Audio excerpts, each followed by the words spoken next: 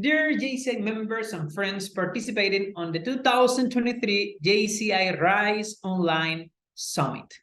I'm Argenis Angulo, 2023 JCI Immediate Past President, and I would like to start telling you thank you and congratulations for assuming the duty to be better, to participate on this summit, to improve your skills, continuously focus on providing opportunities to improve and to accomplish the global goals, improving our results as worldwide organization. On that sense, I will take advantage of the opportunity that the JCI board provided me and the HQ staff working behind this experience to ensure a successful event and a wonderful, powerful, productive, effective experience for you, to connect and show you in a very clear way how the JCI initiatives are completely connecting, supporting the workforce motivation that is part of the pillars that JCI RISE provide us from its foundation. And for that, I will land my participation in the connection between global goals and human duties, and specifically and especially to show that connection, I select two global goals to show how are completely connected with the human duties initiatives that are part now of our framework philosophically, but also in terms of actions. For example, starting by SDG number 4, quality education. To ensure the quality education in all the amazing experience that, for example, JCI support, design, and lead in thousands of communities, we are working also through the human duty number 6 to ensure that more people understand their duty, our duty, to educate yourself and teach others. Ensure quality education experience include the needs to have to create these opportunities for people that understand that this is an amazing opportunity and that they have the responsibility to take advantage of this opportunity, to educate themselves, to educate ourselves, to educate yourself and teach others. For example, this JCI RISE Virtual Summit is created with these indicators. We are here, all of us, to provide an amazing, we hope that we are working hard with the support of the JCI Global team to provide a quality education experience. But without you, without people that understand the duty to be part of that, to improve yourself, to enhance your capacities, the quality education, it is not possible. That's why SDG number 4, quality education, is completely well connected with human duty number 6, educate yourself and teach others. The same happened with SDG number 8, decent work and economic growth. That is completely connected with the duty, with the responsibility that you and me are called to assume to pursue prosperity. Human duty number 4. To create decent work, to ensure the economic growth that our communities needs, we need more people understanding that through your role, through your position, through your market, you are called to be part of the prosperity of your lands, wherever is your role or your position. Through these two connections between SDG number 4 and human duty number 6, and between SDG number 8 and human duty number 4, we are here to tell you JCI is the most amazing place to create opportunities and contribute with the 2030 agenda. And the human duties is an awesome resource to ensure that we are creating more people aware of our responsibilities on that agenda. I really hope that you enjoy this experience, congratulate you for assuming your duty. Thank you very much to the JCI staff and team. I ensure you an amazing experience, and I hope see you soon in the JCI World Congress.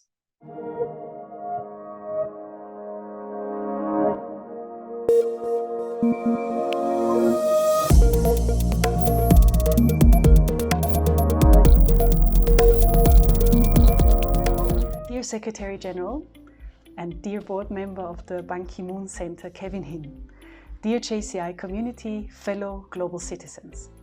My name is Monika Froehler and I am the Chief Executive Officer of the Ban Ki-moon Center for Global Citizens. It is my pleasure to address you today for the Junior Chamber International RISE Virtual Summit. The Ban Ki-moon Center is delighted to continue partnering with JCI and be part of today's summit. The Ban Ki-moon Center for Global Citizens was founded in January 2018 by former United Nations Secretary General Ban Ki-moon and former President of Austria Heinz Fischer. Our mission is to foster leadership for the Sustainable Development Goals and for the Paris Climate Agreement. Working with current global leaders and future leaders, young changemakers like yourself, we strive for a world where no one is left behind. That is why I feel the topic of this session, impactful leadership, is so close to our hearts. Impactful leadership transcends titles and positions. It's about the profound influence we have on the world and the lives of others. Impactful leaders are those who do not only envision a better future, but also empower others to join them in making that vision a reality. They lead with integrity, empathy, and a genuine concern for the well-being for their communities and the planet. These traits not only fuel your own success, but also serve as powerful inspiration for those around us.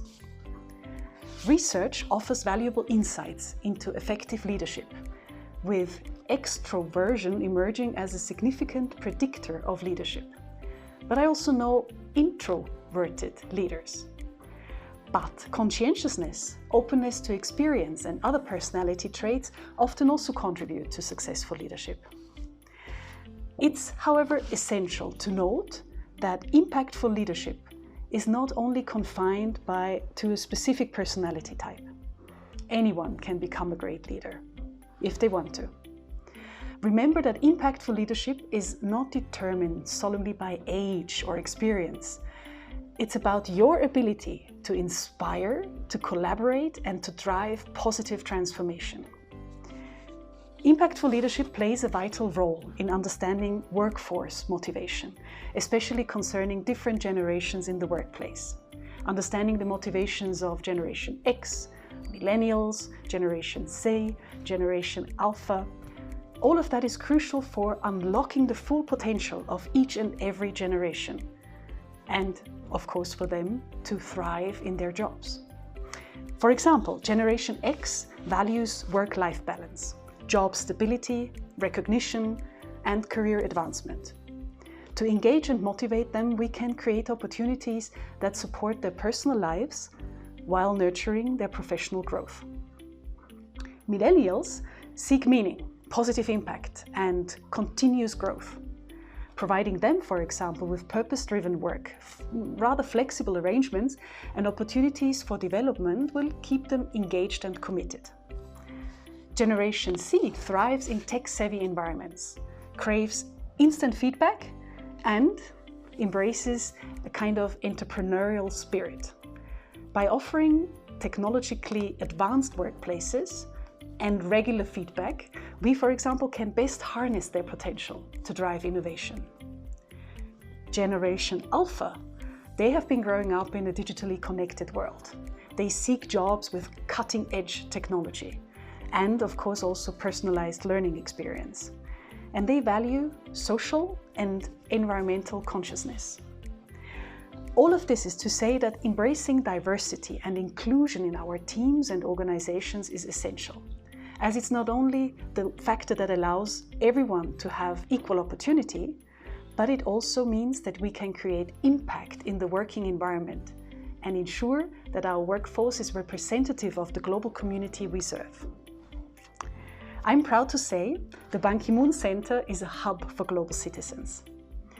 There is a lot more, obviously, to become and continue to be an impactful leaders. And here are some of our principles that might also count for you. Keep track of your industry. Become thought leaders, taking strength from your experience. Expand your networks and your knowledge base by, for example, joining professional associations like the JCI. Seek objective, balanced answers to complex problems because there is no simple solution to anything. Try to look at the bigger picture. Embrace change, maintain positivity, and act proactively. Listen actively and continue learning from others. Be open to new perspectives. Make meaningful connections by networking with purpose. We all need someone to look up to, so find yourself mentors who can guide and inspire you on your leadership journey. And never, never stop learning. Continuously developing our skills and expertise by understanding our own leadership styles and also how to motivate others will foster inclusive teams and an environment where we can create a workforce that excels and contributes to a brighter future. Let's stay open-minded, inspire greatness in ourselves and those we lead, and let's embrace the vast potential that lies ahead. Be the change that you want to see in the world. Be the leader that you would like to serve. Thank you. Have a great summit.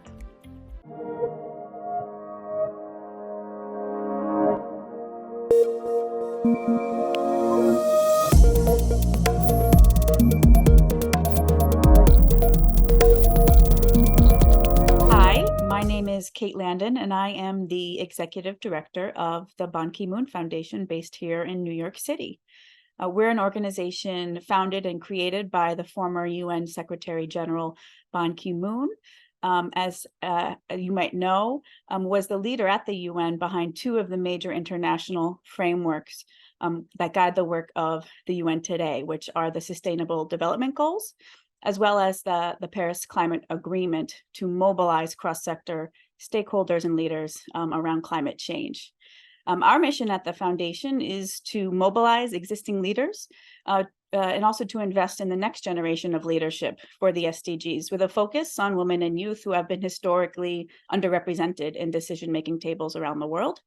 Personally, I have a 20-year background myself in nonprofit management and philanthropy. I started my career as executive director of a Nicaraguan NGO, working with women and youth on the ground in rural communities there. And I've also served as a program officer and a grant maker on issues of gender and racial equity here in New York City and across the country.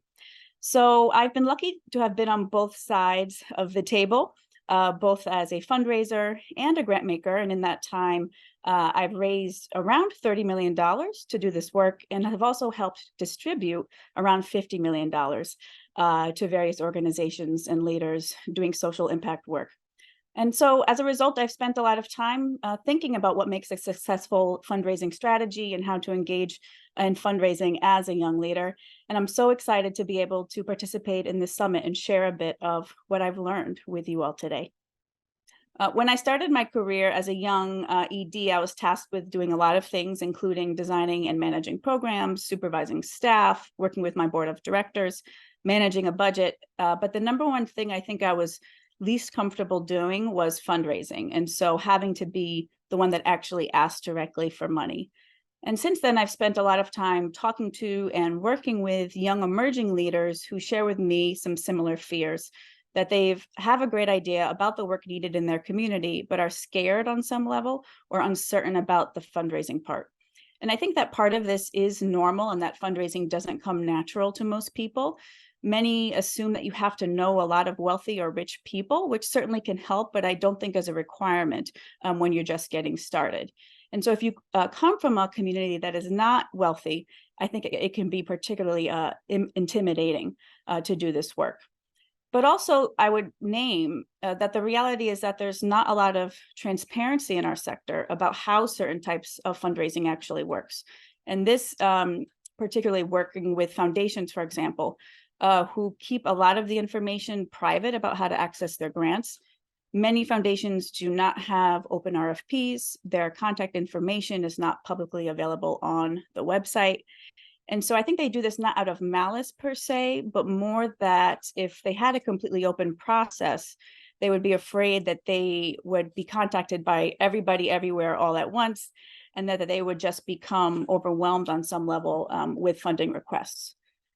And so why this is important for us, this topic of fundraising at the Ban Ki-moon Foundation, we obviously care about the Sustainable Development Goals, like I shared before. And we really believe that young leaders and emerging leaders hold some of the most powerful solutions to help advance the 2030 agenda and the global goals. But we also know that they have the least access to funding opportunities, unfortunately, at the end of the day.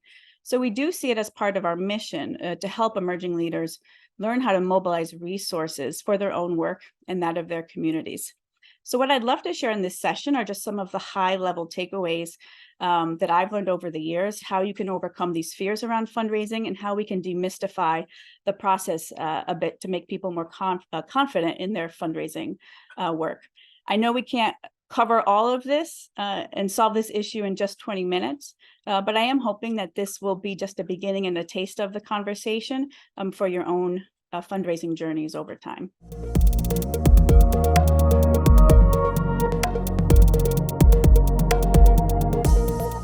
So I think the concept of learning how to tell your story is an interesting framework to use in thinking about how to fundraise, because it makes it less scary.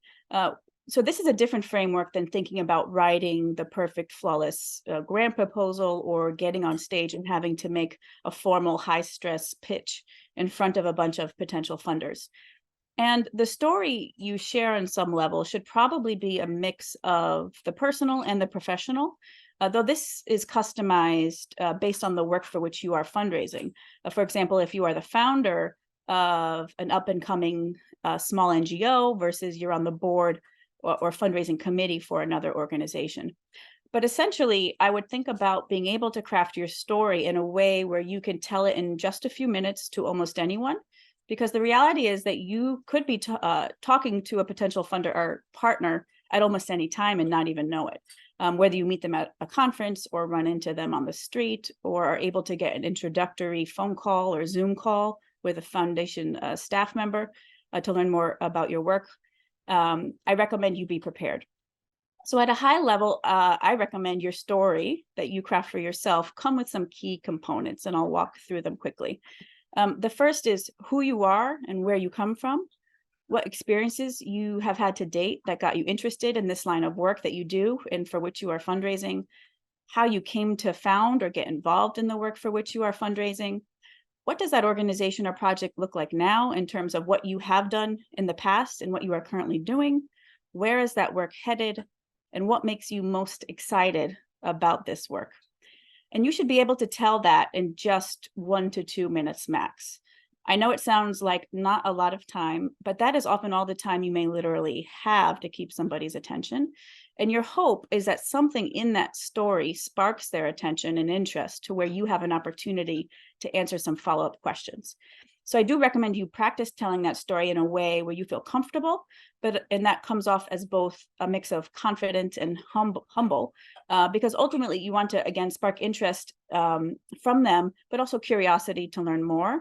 And so this is why we recommend practicing it before you start getting out talking to potential donors and partners. And then once they do ask follow-up questions, you should be prepared to make the case for your strategy of the work in a bit more detail. And so normally we talk about strategies for fundraising coming up or covering 4 main points. And that would be why this work in terms of the issue that you are addressing, why is it important and relevant now for you to be doing this work, and why this organization, assuming that many different types of organizations or initiatives might be addressing the same issue, you need to make the case about what is unique or different about your organization itself. why this moment now in time in particular. So why would they want to pay attention to this issue or work or invest in you this year versus next year or 2 years? What makes the difference about them partnering with you now? And then what is your case for why them as a donor or partner? What is interesting in particular to you about working with them over anybody else? And I think this is a piece that a lot of emerging leaders miss an opportunity to figure out. For example, if it's an individual donor that has a deep network in various countries where you would like to grow, or a foundation that has a cohort of grantees that you would really like to learn and partner with as well, you should come prepared to also talk about why receiving money from them in particular would really make a difference from you.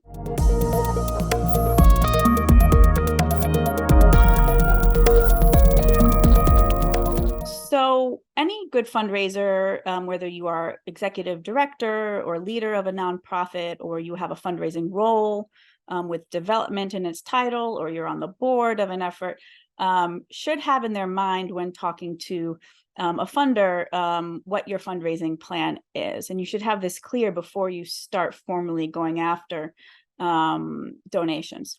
And so there's a couple key components that we recommend you think about in creating a fundraising plan. The first is to sit down and make a budget. And we recommend that even if you're just starting out and you have no real track record, that you think a bit to the future and create a budget both on a 1-year time frame, a 3-year time frame, and even a 5-year timeline. And that is just to help clarify your goals and make sure that you're building a revenue strategy that works for the work that needs to happen right now, but also gives you a runway for success over the long run. And you never know, you might come across a donor that, you know, is interested in your work, but hits you with a question like, okay, so where do you see yourself in 5 years? And you should be able to answer that if they ask. The second is to think about categories of donors. Who is out there that might be interested in investing in your work? And so typically these categories cover things like individual donors, institutional, such as foundations and corporate funders, as well as events. So you should have a clear strategy that addresses how you might engage these different types of donors and partners that exist in the field. The third is size of donations, right? And so if you have a goal, say, of raising $100,000, there's many ways you can get to that. You can spend all your time investing in one relationship to get that one contribution of 100, or you could invest in, 5 relationships that get you $20K each, or you could invest in 100,000 relationships that get you $1 each. So there's many ways to get there, but really thinking about what types of donors you have access to and what is that mix of range of donors. So for example, aiming for one gift at 50 that covers half of your budget for the project for the year, and then some smaller gifts to make up the rest. Typically, successful fundraising plans account for a range of gift sizes intentionally. We also think about types of gifts. The ideal type of funding is unrestricted, meaning somebody gives you money and you can do whatever you want with it towards your goals. But also you have to account for what we call program-specific or project-specific gifts, where a donor is giving you money for a specific purpose, program, initiative with specific outcomes. And then there are other types of gifts over time as you become more complex in your fundraising strategy to consider, such as, do you have a major anniversary that you want to galvanize support around, a 3rd year or 4th year or 5th year anniversary for your project? Planned gifts, this is where you work with donors of wealth who may be interested in including you in their will or other legacy documents that they leave behind for their families, where your organization might inherit some type of resources from their estate. We also think about capacity building grants. So sometimes foundations will give you money to really go deeper or invest in the infrastructure of your organization through training for your board, evaluation, program design, et cetera. And those can be interesting types of grants to pursue. And then what we call capital campaigns. So if you are an NGO, for example, that is trying to raise money for a building or to purchase a new vehicle for your work in the community, oftentimes you can create separate campaigns for these really important moments in time that allow you to build, capital and infrastructure within your organization as well. And then last, and I think this is the most important piece of any fundraising campaign, is what are the opportunities for engagement with your donor and partner base? So beyond the money, the check that they write you, the grant that they give you, how are you keeping them engaged as ambassadors for your work? So sometimes it's just being a donor. Sometimes it's being a donor plus a volunteer Do you have volunteer opportunities that they can help out with implementing the work itself?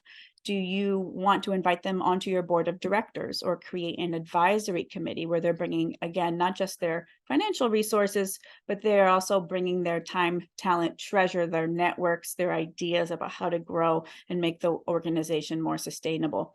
And then there's always sponsorship opportunities. So this often is more relevant for corporate foundations and donors, where they want to give you some financial resources, but they also have their own corporate social responsibility goals that they want to see met as part of this partnership.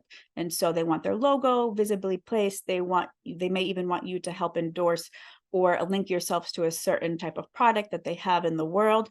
And so this is another type of donor opportunity to consider.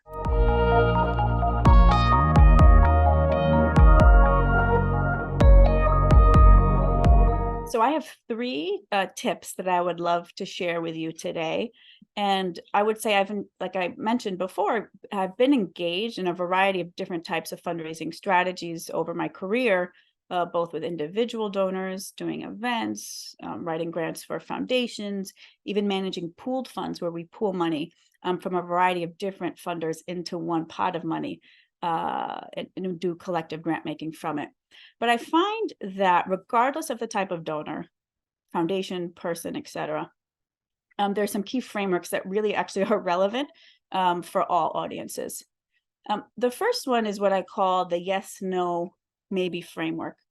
And that is when you have a donor in front of you and you start to engage in conversation with them, you want to try to quickly assess which of these 3 categories you would want to put them in: the yes, the no, or the maybe. Meaning, are they a yes? Have they shown immediate interest in your work, wanting to learn more, sharing something about how they already see what you're doing is aligned with their own values and priorities?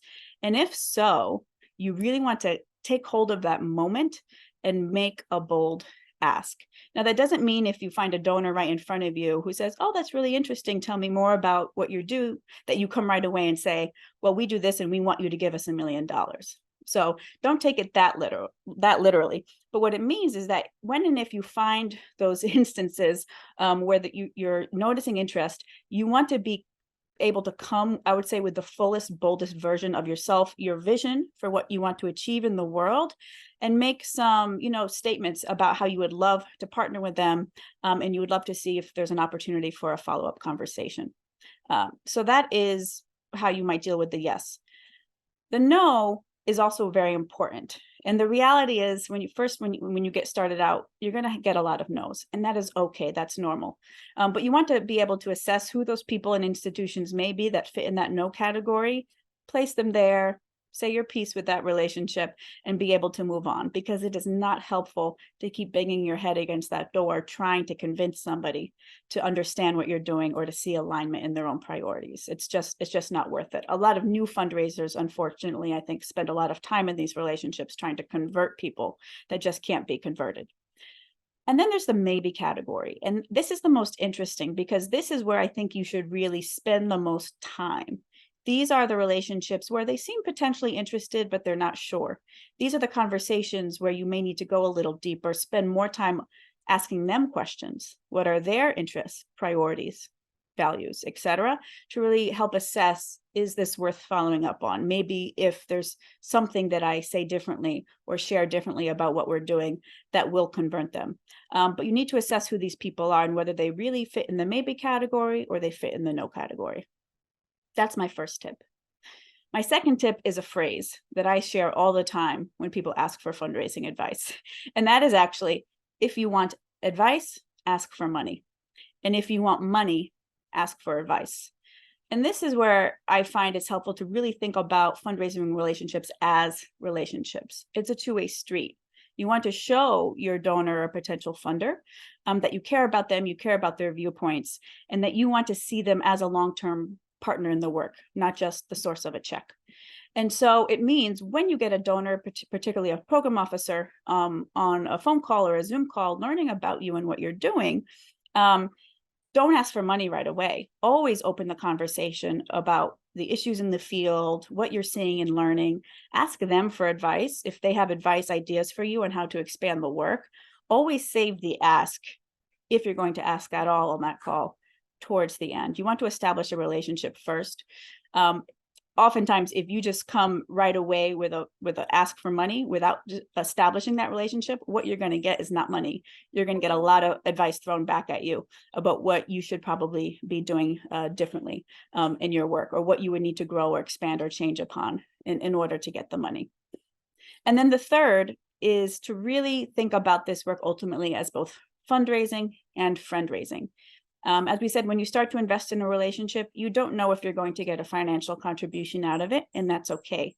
Even if they walk away as a friend of your organization, I think you want to count that as success, right? And over time, I think the goal of creating these relationships is to create as many friends and ambassadors and champions for your work as possible, because one person turns into 2, turns into 4, turns into 8, turns into 16, etc. There is an exponential type of multiplying effect that is created when you get people on your side willing to be champions for your work.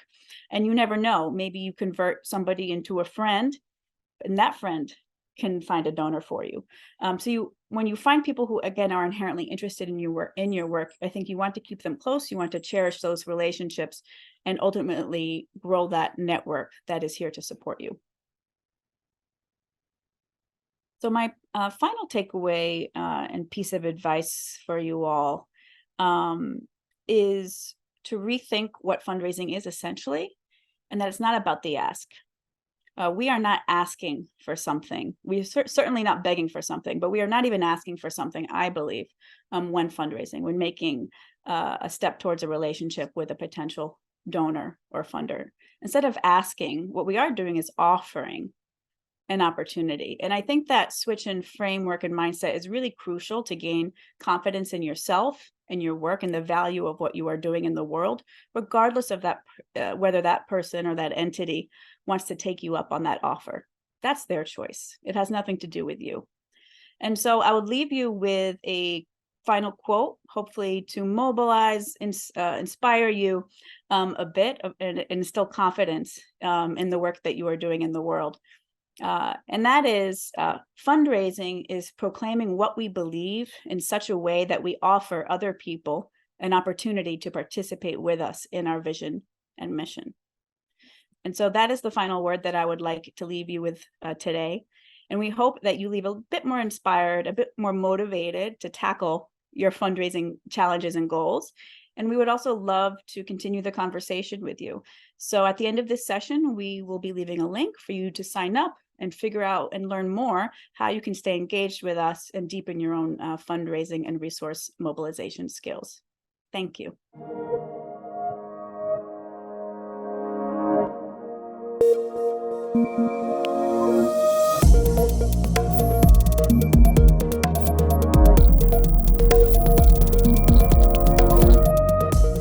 Hello, everyone. Welcome to the 2023 JCI RISE Virtual Summit. I'm very excited to be here and to be part of this summit to deliver some of my experiences, and hopefully you'll learn something from this. So the topic today is getting youth motivated. And just to introduce myself very briefly, my name is Shum, and I'm the current Global President of AIESEC International for the term 2023. And I like to start with a book recommendation. So right now, a book that I'm reading is The Culture Map by Erin Meyer. I highly recommend it, and I'll actually reference it later in my session as well. But you know, that's the a little bit of an introduction myself. And for the organization that I represent, AIESEC is a global, independent, nonpartisan youth organization that was created in 1948 after the Second World War. And we aim to develop youth leadership and cross-cultural understanding to prevent similar conflicts in the future. And we do this through volunteering, internships, and our membership program. And we're currently present in more than 100 countries and territories. So that's just a little bit about AIESEC and what we do. And now we'll get into the main topic itself.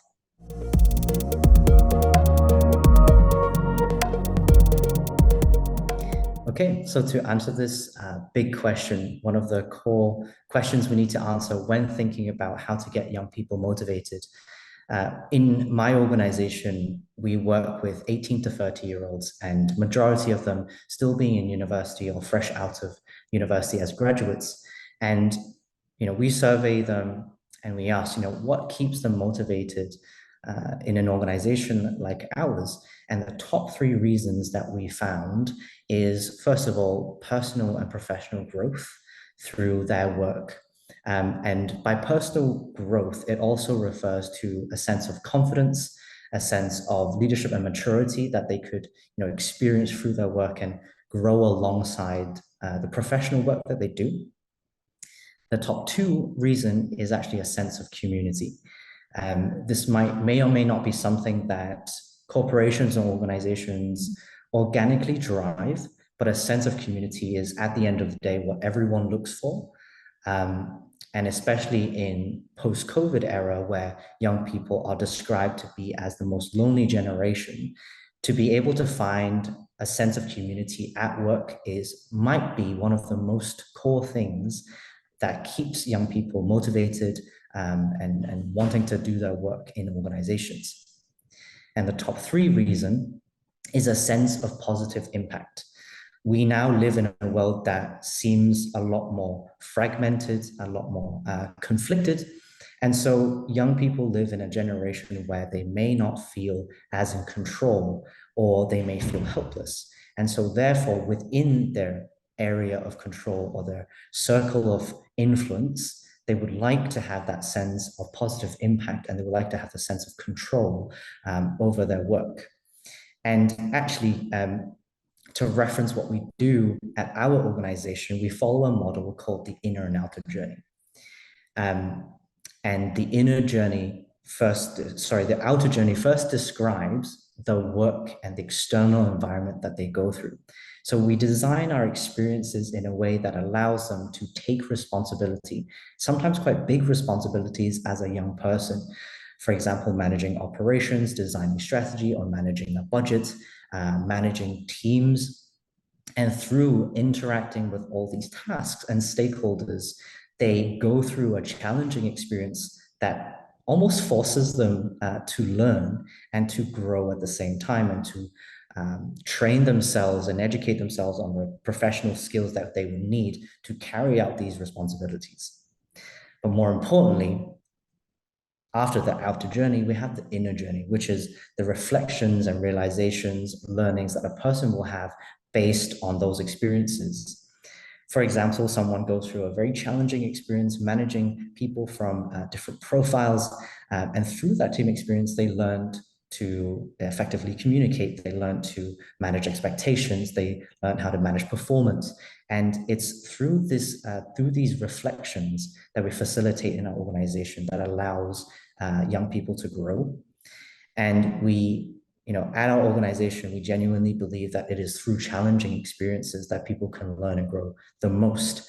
And so, that's a little bit about how we see what young people value at work.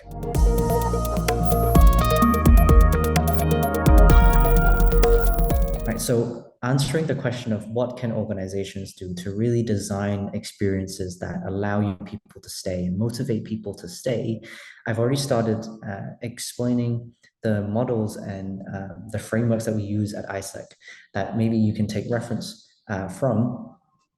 But more importantly, outside of the inner and outer journey, we really focus on personal development plans. I'm sure many organizations have this.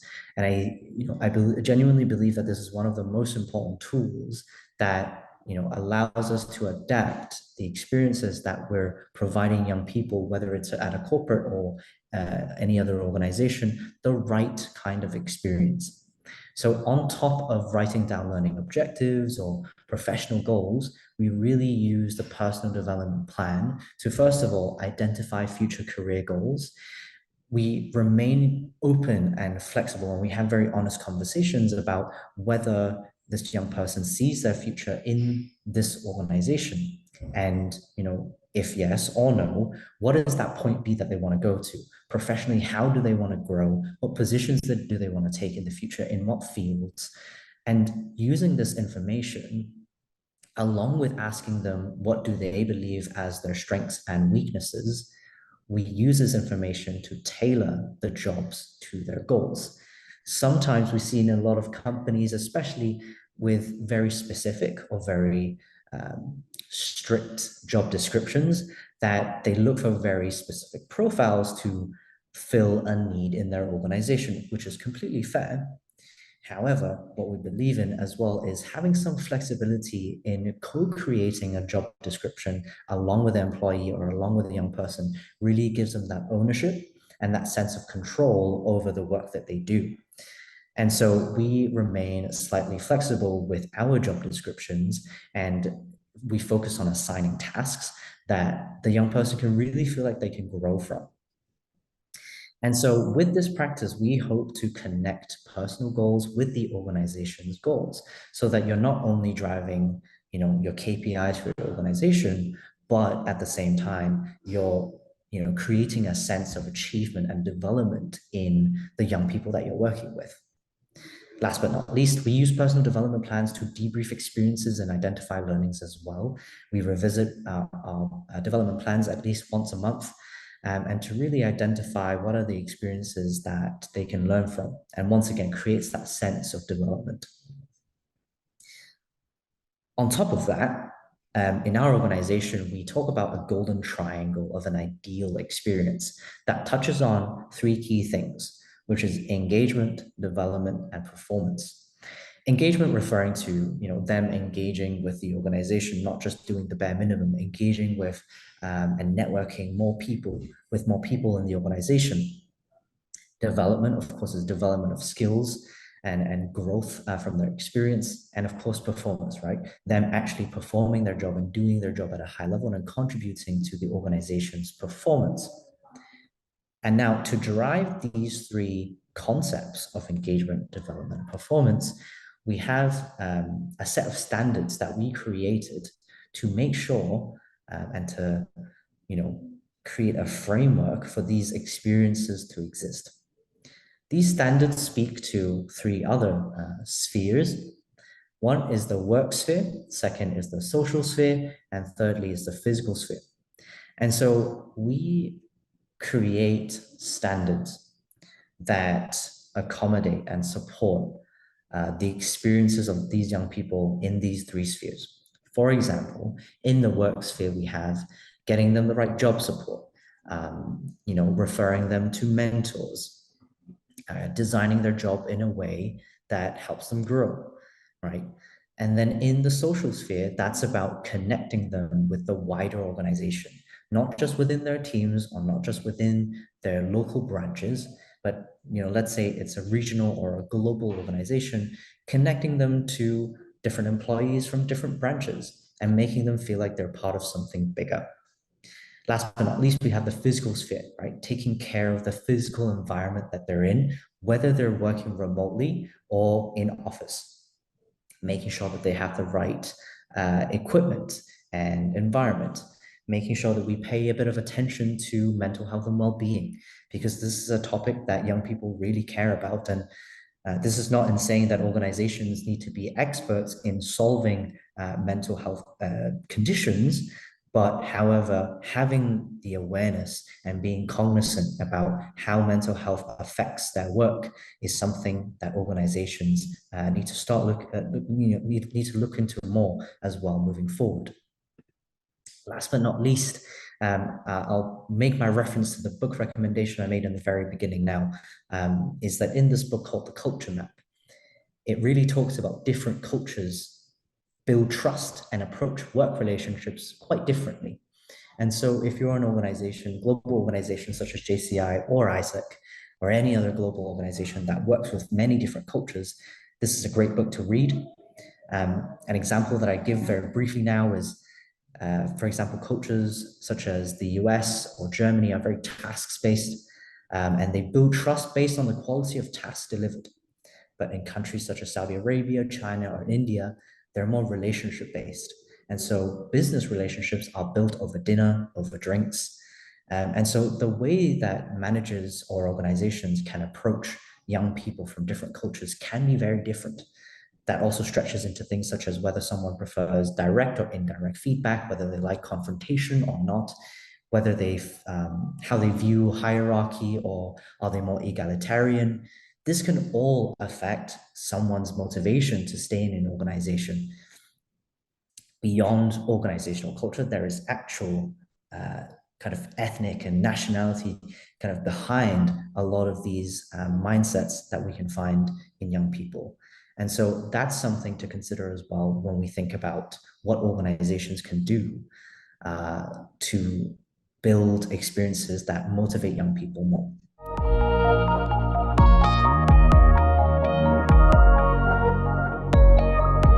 So how can organizations build a sense of impact? In a very simple way, I can see it in two ways, which is qualitative and quantitative. As I mentioned, I think in one of the other questions, we now live in a world where it might be harder and harder to see positive impact through our actions. And sometimes young people live in a world where they feel out of control.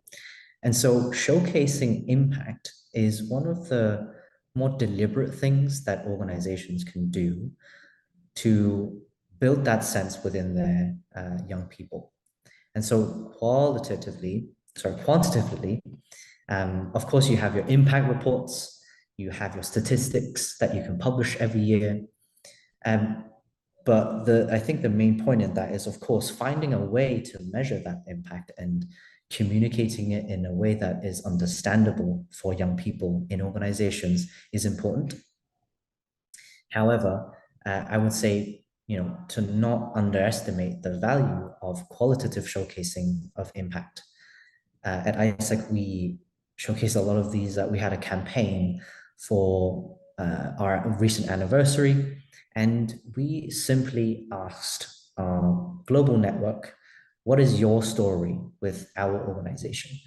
And there were many submissions, and we published them regularly, just to showcase not just the legendary, the people that achieved a lot, not just those stories, but the everyday stories, the everyday impact that someone can make on other people within and outside of the organization. And I think these stories sometimes, if not told, someone would never know what their impact was on another individual. So whether they are stories from customers or let's say partners that you work with, or actual employees within an organization, whatever it is, I think to very deliberately talk about those stories and share those stories and give that time to celebrate them is a very important way to also motivate young people. All right, so just to summarize, what I talked about today, the three main points is that young people look for growth, they look for a community, and they look for impact. So my call to action is really, first of all, to listen to the young people that you have. You may agree or disagree with them, but the most important thing is to be able to put aside whatever assumptions we have about the younger generation and to just really listen to them. And how can organizations meet those needs? How can organizations create experiences that motivate young people? So I would say, that is the first thing that you can do. And if you're a young person yourself, make your voice heard. Don't let the imposter syndrome get to you, and don't let those insecurities, stop you from actually having the opportunity to create maybe powerful initiatives that transform organizations. And organizations, I believe, like JCI and AIESEC really benefit from this creativity and this passion from young people. And so thank you all so much for listening, and I really hope you enjoy the rest of your virtual summit. I'm Chester once again. You can find me on LinkedIn. And if you would like to learn more about AIESEC as well, you can visit our website at AIESEC.org. Thank you very much.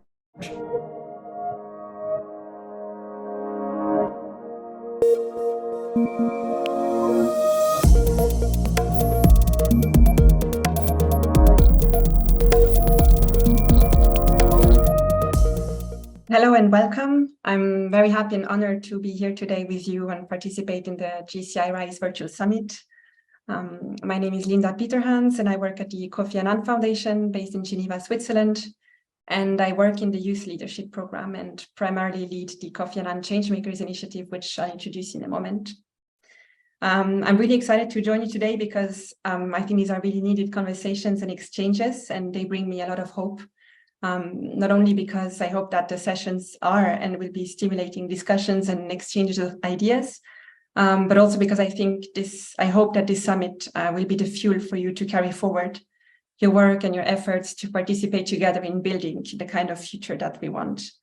In my own experience, these kinds of summits are stimulating not only because of the type of contents and opportunities they offer, but more so because they're really the starting point towards something much bigger and something that is yet to come, and where we go from ideas, discussions to real action in our world. To contextualize a little bit the topic of values and of universal values I will talk about today is very intimately related to our work at the Kofi Annan Foundation, but it's also very intimately related to who I am as an individual and to every human being. But before going any further, I also wanted to mention that at the foundation, like in many other organizations, we lead projects, concrete projects, we work on skills, on capacity building, we convey people, and we build networks. We're driven by strong values. But it's also important to keep in mind that not everything that we pass on here is necessarily applicable as it is in practice. And that's simply because of challenges, external circumstances, and different contexts. But nevertheless, what we do and we transmit, we also do it because we believe in it and because we aspire to great things. And these things are what we share as human beings and what drives us to act for positive change. So I also just wanted to mention and clarify that so that you can also contextualize what I'll share, and that I'm aware that it also has its share of external influences.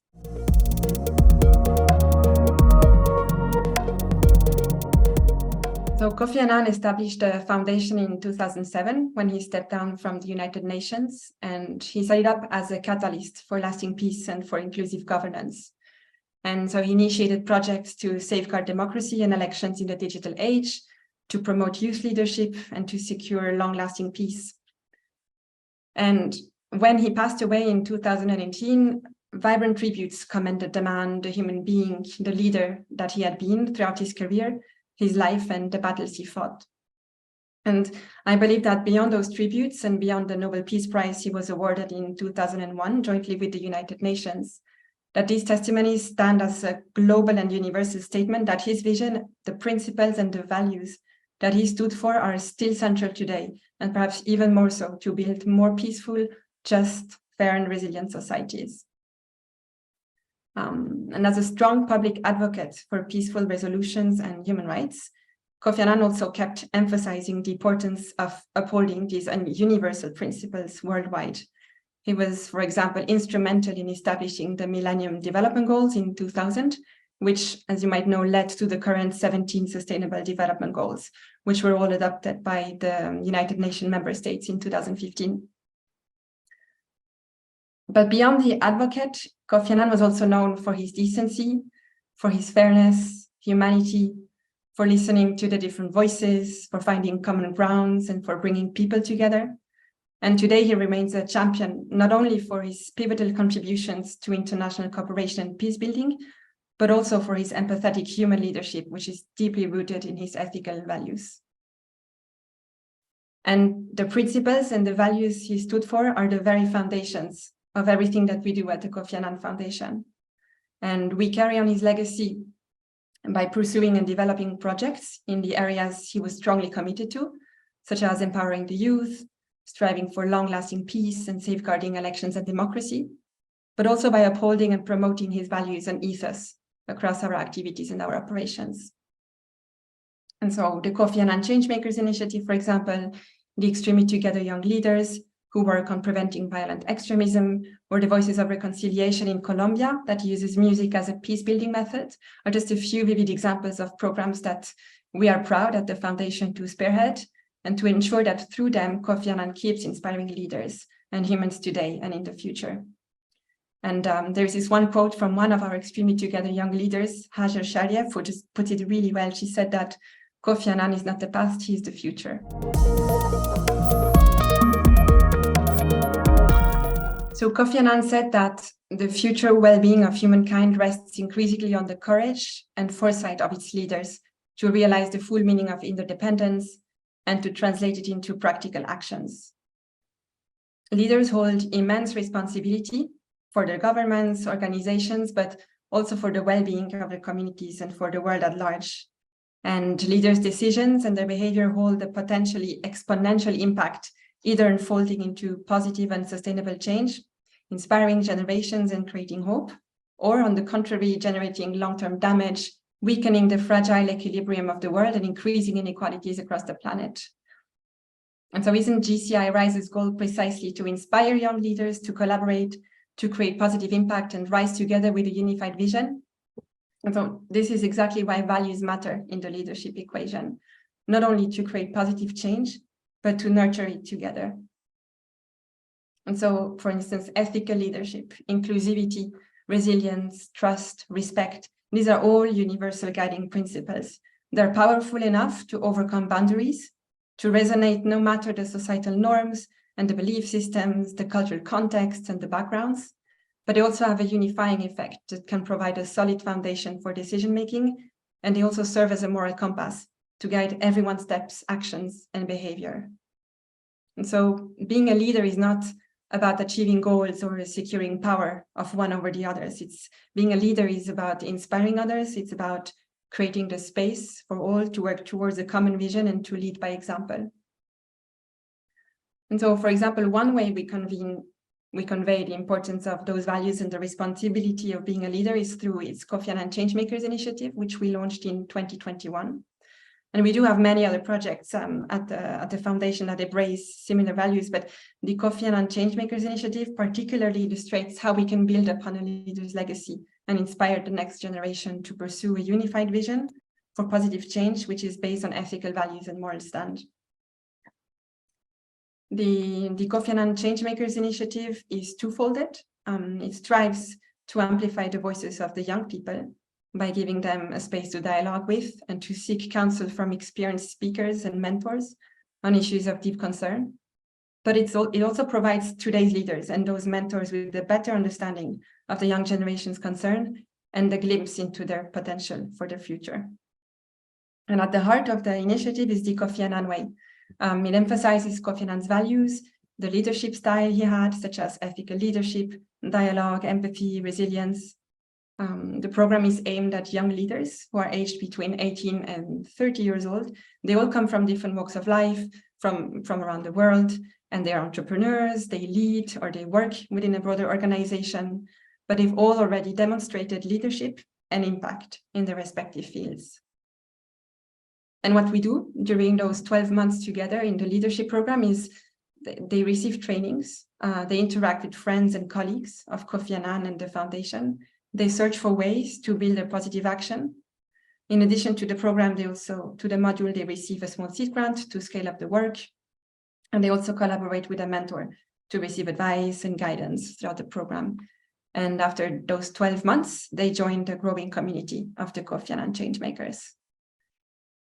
And what we're trying to do in that program is to show how these values are still relevant in today's world and how they are needed. And we invite them to not only think about the type of leaders that we need and that they can become, but also to expose them to different leadership styles, which are all share these values and they're all applicable in their various contexts.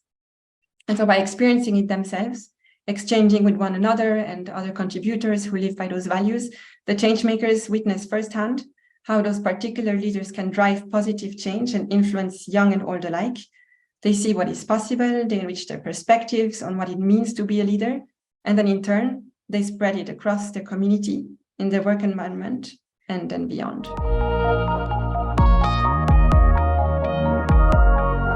Just like the leaders, a social project is not only about goals and KPIs, it's about catalyzing values that shape our society, about striving for purpose and for meaning. And as leaders with responsibility, leading by example is key, being the change you want to see and inspire, translating those values into practice. And social projects, they have the power to reach out further, be those who collaborate on it with you or those who benefit from it, be it directly or indirectly. And this in turn can become a self-perpetuating energy, because by collaborating with different stakeholders, we become a force for positive change. We work towards sustainable development, and then we create a joint vision. The social projects are by essence driven by more than profit, because they focus primarily on values, on meaningful change, on the humans. And I believe that it's easier to inspire future leaders through social projects to build value-driven mindsets that they can then implement throughout their life and across areas and roles. And in the example of the Kofi Annan Changemakers, they receive support for their projects and the opportunity to implement concretely some of the recommendations and skills. They're driven by inspiration and the tips they received from their mentors, from the program speakers, but it's also from their peers who tackle similar issues and then who also face similar challenges. But beyond the direct tangible impact of a project, you also build a community, you also build a network. And the active involvement of all the stakeholders, especially the direct beneficiaries and the community members, they can be strong supporters, they can be your allies, and this can create synergies and a collective effort. And by being inclusive from the beginning, you ensure that every voice is heard, which in turn creates trust and openness and infuses long-term positive change by offering new perspectives. And last but not least, leading by example and behaving as a model is also about giving back and empowering others to become agents of change. And so capacity building allows people to thrive. It creates a shared sense of responsibility. It strengthens cooperation and it reinforces the sense of purpose and of meaning. And with all these ingredients, you can develop sustainable projects that initiate concrete changes, both on the ground and beyond, because you also reach the minds and the collective. And this brings you much further. This opens a whole new dimension. It's re-enchanting our creativities and it's strengthening our ability to dream of a better tomorrow. So to wrap it up on such a rich topic, I just want to point out a few things that you can take with you and remember. First of all is Kofi Annan's vision, his principle, his values are still central today to build more peaceful, just and resilient societies, but he's not the only one to stand for these, and you can too. When we talk about leadership, values matter because they create positive change and they allow us to do that change together. Universal values overcome boundaries. They have a unifying effect. They can serve as your moral compass. Leadership and social projects are not only about goals and objectives, it's really about catalyzing those values to shape our society and about striving for purpose. And lastly, social projects have the power to build an inclusive community. They focus on values and the humans before profit. They allow you to lead by example, to empower others, to become agents of change and to work towards sustainable development and then share that joint vision. And remember that initiating concrete change happens on the ground, but it also reaches the mind and the collective. And so it's a continuous learning journey. And I'll end up with a quote of Kofi Annan, who said that you're never too young to lead and never too old to learn.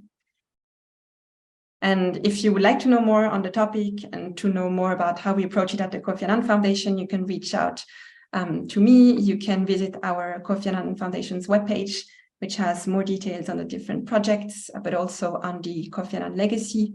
And for more up-to-date conversations that happen live, you can follow us on our different social media channels. Thank you very much.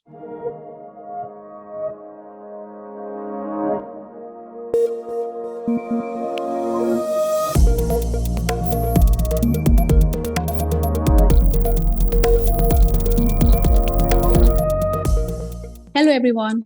I would like to welcome you all to this JCI RISE Virtual Summit. I am Sanjana Chhantyal, and I am the Deputy Project Lead of the Youth Solutions Program at SDSN Youth. At SDSN Youth, through the Investment Readiness Program, we are helping young innovators who have SDG-focused solutions become investment ready. Through the Social Entrepreneurship Lab, we are helping young innovators design robust business models and implement their innovative solutions. I am currently based in Nepal and I work in the venture capital and private equity industry. Previously, I was working as a financial analyst in the US. I am a Fulbright scholar and I have an MBA from Emory University's Goizuera Business School. I am the founder of Next Steps project, and through the project, I am helping young students from Nepal make informed academic decisions. I am also the co-founder of the Sri Shakti project, and through this project, we are helping young women from Nepal pursue a career in Nepal's energy sector. And this project has been awarded the Alumni Engagement Innovation Fund by the US Department of State. I'm really excited to be part of the summit. And today I'll be talking about sustainable development and workforce motivation. Sustainable development has been defined as a development that helps to meet the needs of present without compromising the future generations' ability to meet their own needs. As global citizens, we must all work collectively towards a more sustainable world. We must believe in the power of inclusive and interconnected collaboration. I have had youth come up to me and express that sometimes they feel overwhelmed because there are so many problems that need to be addressed. Many of us may have felt like that at certain points in our lives. It's very important for youths to assess which themes are most important to them and identify how they can utilize their interest, their experience and expertise to support the attainment of those themes, of those SDGs. For instance, after assessing my own interest, I identified that the 3 themes that are most important to me are: first, entrepreneurship and economic empowerment; second, education; and third, equality. So whenever I'm presented with any opportunity or whenever I'm designing any project, I always assess how those themes are being incorporated in my projects. So when we understand what drives us, we are able to derive higher satisfaction from our work. This self-assessment and self-realization has had a positive impact on my motivation and also on my ability to contribute to those themes. We cannot work on all the SDGs. So person A maybe works on SDG 1 and 2, person B on SDG 3, and so on. This is how we collectively work towards a more sustainable world. And besides, you will find that the SDGs are all interconnected with each other. And that is another reason why we must collectively work together.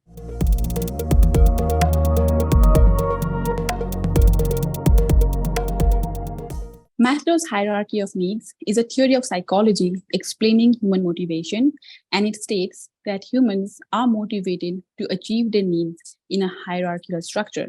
So first, we have the physiological needs, then we have the safety and security, love and belonging, esteem, and self-actualization. But from my many conversations with youths across the world, what I have realized is that the needs of the youths today does not really follow a hierarchical structure. The needs of the youths today is non-hierarchical. So we want our job to be much more than a source of income, much more than a source of safety and security. We want our work to matter. And that is one of the reasons why organizations must incorporate sustainable development in their vision, mission, and purpose so as to signal the young workforce that they are working for a greater cause. The incorporation of sustainable development in the organization's mission and vision makes youth workforce realize that they are working towards creating a more sustainable world.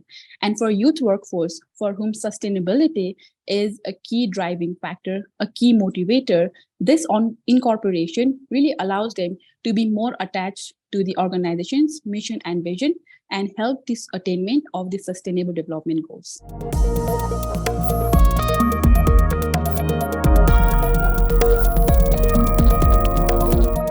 According to Herzberg's 2-factor theory of motivation, there are some factors that help avoid dissatisfaction, and these are known as hygiene factors, whereas there are some factors that help increase satisfaction, and these are known as motivators. So organizations must conduct assessment to understand what are the hygiene factors and motivators for their workforce. And again, these factors vary depending on various factors such as education background, industry, location, cultural background, and so on. For instance, for an IT professional who is used to remote working, the idea of remote working may be a hygiene factor for them. But for a sales executive, it might be a motivator. Whereas for a construction worker, remote working might not be feasible, and that's why it does not fall in either brackets. So any factor can be a hygiene factor, a motivator, or not a factor at all for the workforce. So organization must conduct assessment to understand the needs of their workforce and understand what are the driving factors of motivation and ensure that they are providing their workforce with those factors. It is important for all of us to be a responsible stakeholder of the ecosystem. All of us must assess what are the themes that are most important to us and identify how we can utilize our experience and expertise to support those themes and those SDGs. Whether you are an educator, an engineer, or an electrician working in a finance company, a food and beverage company, or in a factory, all of us have the ability to support the Sustainable Development Goals. We must identify the gaps in our surrounding and design innovative solutions to address them. We can also support SDGs by supporting youth-led solutions. It's very important for us to support our young innovators who are designing solutions to address the problems that are prevailing in their communities. For instance, in SDSN Youth, through the Investment Readiness Program and through the Social Entrepreneurship Lab, we are helping young innovators implement their innovative solutions.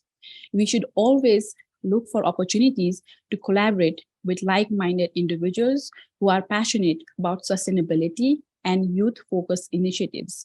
So organizations such as SDSN Youth and JCI have various opportunities where you can utilize your experience and expertise to give back to the community and do your part to support sustainable development in your community. Again, we must understand what drives us so that we are able to derive maximum satisfaction from our work. When we understand how sustainability is an important factor for us and which aspect of sustainability is most aligned with our interest and experience, we are more motivated and we are able to contribute more to those themes.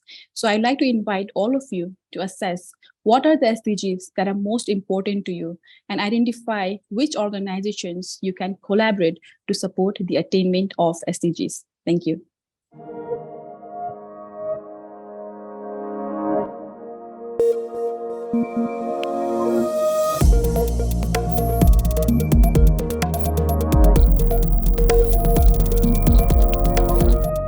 Hello, everybody, and a very warm welcome to the JCI RISE Virtual Summit 2023.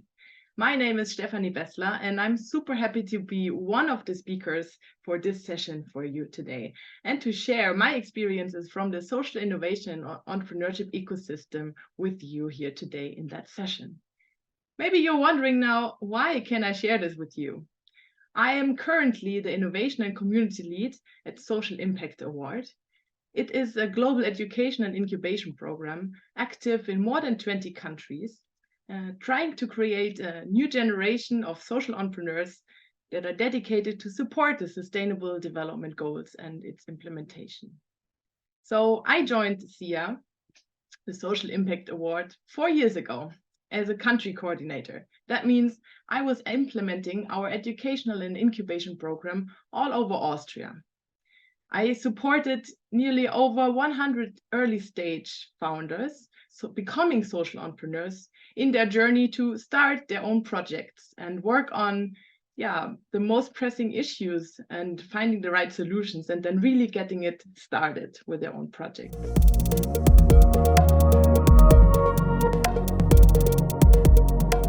The first point I really want to point out is that social entrepreneurship and social impact are two things that are interconnected.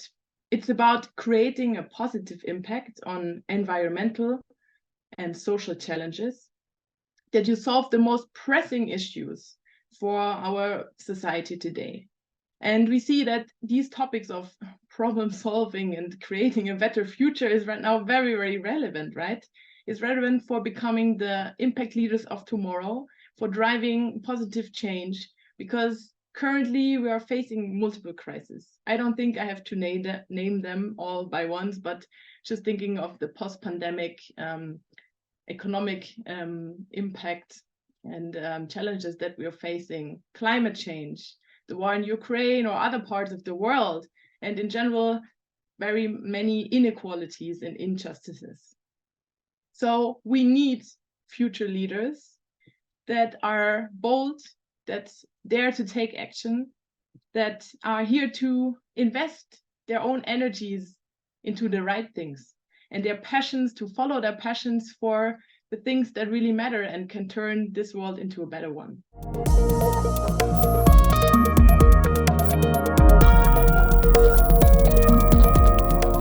That brings us to questioning or asking us, what qualities and skills are these then now that I will need as a social impact leader?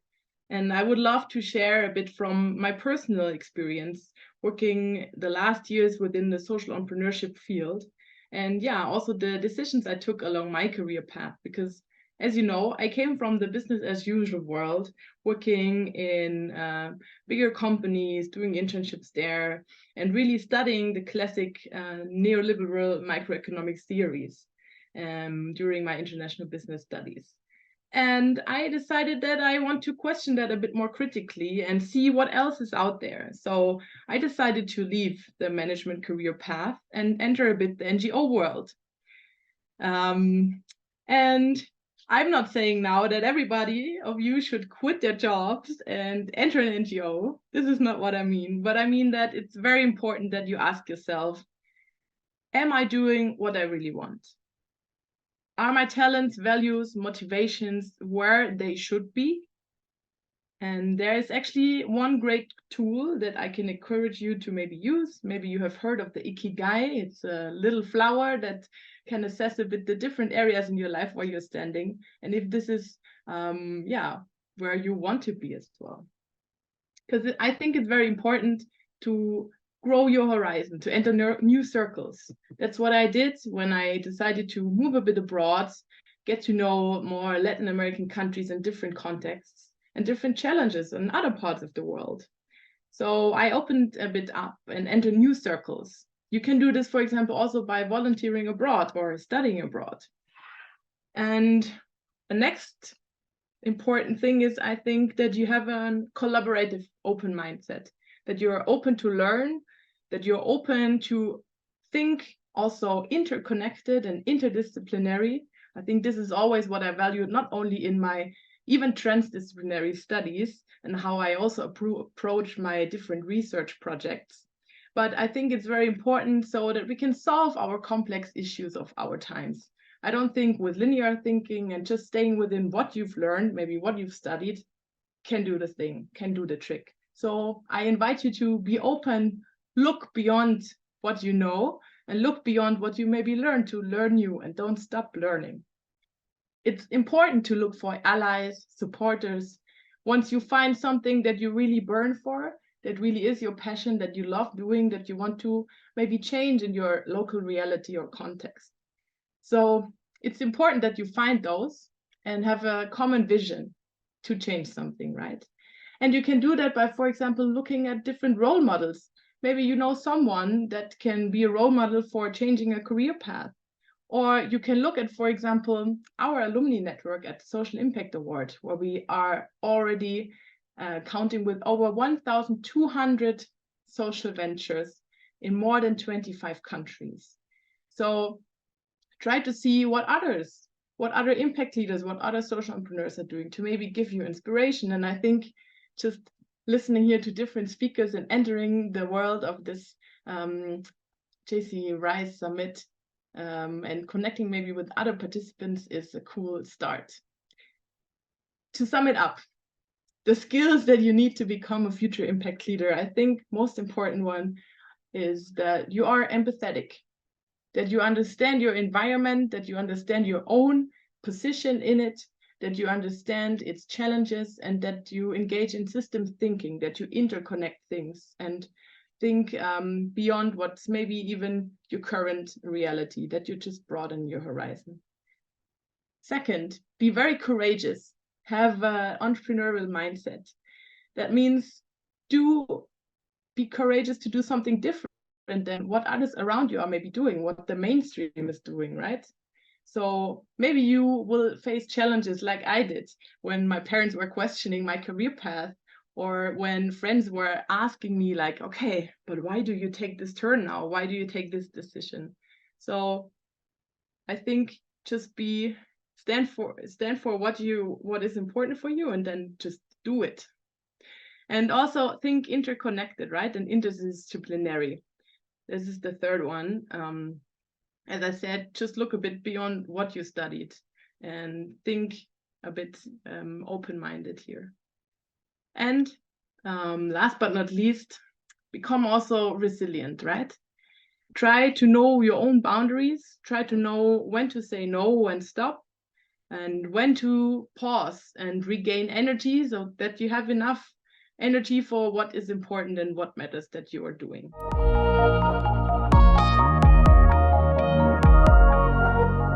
There are actually incubation programs that can support this journey. For example, as I mentioned before, I'm working for the Social Impact Award, and we are an incubation program. And what does it mean? It means that you can maybe join one of these incubation programs that are offering an extra support system. That means, for example, a Social Impact Award is offering educational incubation programs. That means workshops for free that you can join in your country. Just check if we are active where you are stationed. And you can develop your own project idea. You start from looking around and seeing, okay, what is the most pressing, challenging problem that we have, and what can be a solution so I can positively change the environment that I'm living in or that others are affected by. So you really ideate your own project idea, and you get support in that. You get support with different tools that help you really put it on the ground and make it work. You can do this best if you apply with your project idea that can be of a social or ecological nature and address one of the sustainable development goals by applying for the Social Impact Award in your country. Once you apply, you then are selected, if you're lucky, to become one of our finalist projects, and you will gain support by our pool of mentors, our pool of experts. You will have different boot camps, sometimes even international, across borders, and find really this support and community that's needed in order to get your project started. So once you enter the Social Impact Awards program, you will join this 3-month-long journey and get all this support, but you will also get access to the broader ecosystem, to our alumni network, to our global community. And this is, again, I think one of the most important things. Find someone who is burning for the same issues that you do. Find a team around you. This will help you go through the rough phases. And I think joining one of the incubation programs, this can be very helpful, because you don't only get the entrepreneurial mindset or the skills needed to get your impact leadership journey going, but also find really the support around it. My main message for you today is that in order to become impactful leaders and acquire the needed impact skills, you have to start within you, right? You have to start with you and your mindset. You have already done the first step by joining this summit and attending it and listening to this video. And you can do the next step if you haven't started your entrepreneurial impact journey yet, to look around and identify challenges and possible solutions around you. You can find others that would like to go this journey with you. And please, please, please, don't stop asking yourself if what you're doing right now has the impact that you and the world needs. But not only now, but constantly. Ask yourself the same question also in a few years down the line. Because maybe in 5 years, the world has changed, you have changed, and it can be different. So stay curious and learn and grow. Never stop. Because in the end, you don't want to have any regrets. Last but not least, I would like to invite you warmly to follow the work of the Social Impact Award, to join our network by subscribing to the newsletter and checking all the information out on socialimpactaward.net. And there you can find all the links to our social media channels, more information about our alumni community, and even vote for your favorite projects in your country with our community voting. You can even see in other countries what cool projects are there to get inspired to maybe soon start your own impact project. Thank you so much for listening in.